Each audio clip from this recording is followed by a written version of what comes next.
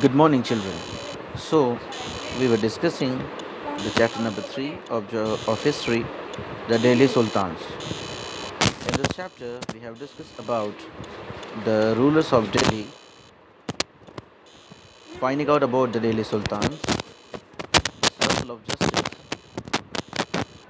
what Minaz Shiraz thought about Razia Sultan, from garrison town to empire, the expansion of the Delhi Sultanate, the meaning of some of the important terms we have also tried to understand, like hinterland and garrison town,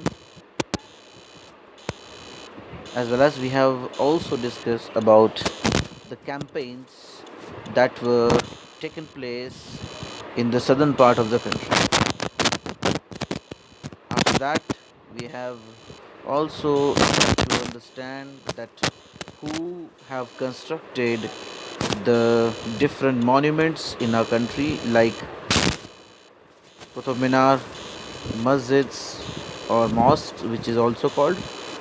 And at last, we have started to discuss about the administration and consolidation under the Khaljis and Tughlaqs. So, in this, we have just started this point. So, we are going to repeat this once again. The first paragraph. The consolidation of a kingdom as vast as the Delhi Sultanate needed reliable governors and administrators. Rather than appointing aristocrats and landed chieftains as governors, the early Delhi sultans, especially Iltutmish, favored their special slaves purchased for military service called bandagan in Persian language. They were carefully trained to man some of the most important political offices in the kingdom. Since they were totally dependent upon their master, the Sultan could trust and rely upon them. So, in this paragraph, it is tried to explain that it was very difficult to control over the large kingdom, and therefore they needed some reliable officials. So, in place of appointing aristocrat landed chieftains, they have appointed they have appointed the some of the slaves that were specially taken or trained for the military services, and these slaves were called as the bandagan in the Persian language. So uh, the sultans have trusted their slaves rather than appointing the aristocrat or the landed chieftains as governors. So, as you know very well, the slaves are completely dependent upon their master. The sultan was able, or sultans were able to trust or rely upon their slaves. So, we can say here clearly that slaves became the governors or the caretaker of the different regions of their empire or their kingdom. So here the next point is given in a small illustration, slaves rather than sons. Here sultans were advised. How the sultans were advised? A slave whom one has brought up and promoted must be looked after for it. Needs a whole lifetime as good luck. To find a worthy and experienced slave, wise men have said that a worthy and experienced slave is better than a son. So here it is explained that how the slaves are better than the son. But when the slaves are better than the son, when the slaves are worthy and experienced, at such time the slaves are better than son. So here the question rises, can you think of any reason why a slave would be better than a son? Now think upon it and answer it. The Khaljis and Tughlaqs continued to use bandagan and also raised people of humble birth, who were often their clients, to high political positions. They were appointed as general and governors. However, this also introduced an element of political instability. So here it is said that the Khaljis as well as the Tughlaq, they continue to use their slaves, or to which we also called as the Bandagan, and also they raised people of humble birth who were often their clients. Means they who were who all those people who were the clients of the Khaljis and Tughlaq, they also raised to the high political positions or high administrative positions, and they were appointed on the different positions like generals, governors, to administrate the different parts of the kingdom. However, this also introduced an element of political instability. Political instability means what? When some new people or the client or the slaves were given the position, this has also led to the political instability in the kingdom.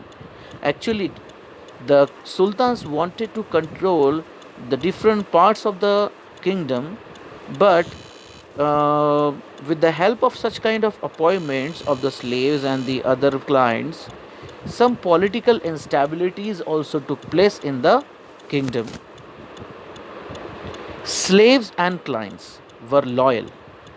Slaves and clients were loyal to their masters and patrons, but not to their heirs. New sultans had their own servants. As a result, the succession of a new monarch often saw conflict between the old and the new nobility. The patronage of these humble people by the Delhi sultans also shocked many elites, and the authors of Persian Tawarikh criticized the Delhi sultans for appointing the low and base born to high offices. So, as you all know, that I've already explained to you that slaves and clients were completely loyal to their masters and patrons, but they were not loyal or they were not honest to their hires. Means those who have hired them, those who have given them uh, the appointment, they were not loyal to their hires. So, new sultans had their own servants. Whatever the new sultans came in the Delhi or ruled over the Delhi, they had their own servants. As a result, what happened? Accession of a new monarch often saw conflict between the old and the new nobility. So, when the accession of new monarch, means as the new monarchies or new sultans of started to came in the sultanate, that often saw the conflict between the old nobility and the new nobility, means old officials and new officials. Between these two type of officials, there was a continuous conflict. They were not ready to accept each other, and therefore there were many conflicts between old and the new nobility. The patronage of these humble people by the Delhi sultans also shocked many elites. uh, which kind of elites? The elites as well as Persian Tawari criticize. See, whatever the patronage of these humble people by the Delhi Sultan shocked many elites, those who were connected with the sultans, and also the Persian Tawarikh criticized the Delhi Sultan for appointing the low and base born.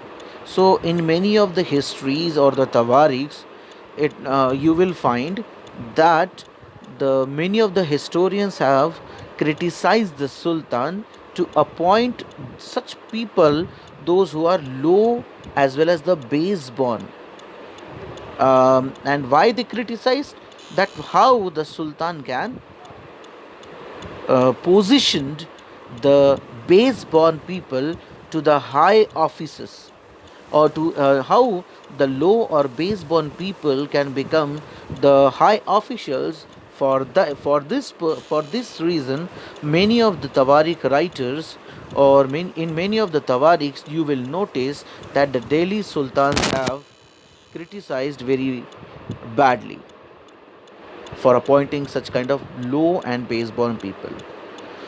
Now here we are going to see Sultan Muhammad Tughlaqs and the officials of Sultan.